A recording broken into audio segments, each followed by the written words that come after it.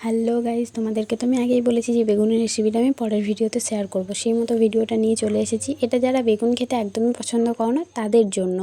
প্রথমে বেগুনগুলোকে কেটে নুন হলুদ দিয়ে একটু ভেজে নিয়েছি, যাতে বেগুনটা একটুখানি সিদ্ধ হয়ে যায়। বিড়ি কলাইয়ের বড়ি আমি আগে থেকেই ভেজে রেখেছিলাম, আর একটু আলু সিদ্ধ যেগুলো আমি একটু পাতলা করে কেটে রেখেছিলাম। এরপর কড়াইয়ে তেল দিয়ে তার মধ্যে পেঁয়াজ কুচি দিয়ে একটু ভালো করে পেঁয়াজটা ভাজা হয়ে গেলে তার মধ্যে টমেটো দিয়ে তারপরে নুন হলুদ দিয়ে একটু ভালো করে ভেজে মা আগে থেকেই রসুন আদা আর জিরে বেটে রেখেছিল, যেটা দিয়ে দিয়েছি। সেটা দেওয়ার পর ভালো করে মশলাটা কষাতে হবে। খুব একটা কষানো চলবে না, হালকা কষালেই হবে। এরপর তার মধ্যে কাঁচা তেল, হ্যাঁ ঠিক শুনছো, মাছের তেল, কাঁচা মাছের তেলটা দিয়ে দিয়েছি। তোমরা দেখতেই পাচ্ছ ভিডিওতে, দেওয়ার সঙ্গে সঙ্গে রঙটা চেঞ্জ হয়ে গেছে। এরপর সেটাকে ভালো করে জল দিয়ে দিয়ে কষতে হবে। তারপর আমি আলু সিদ্ধগুলো দিয়ে দিয়েছি।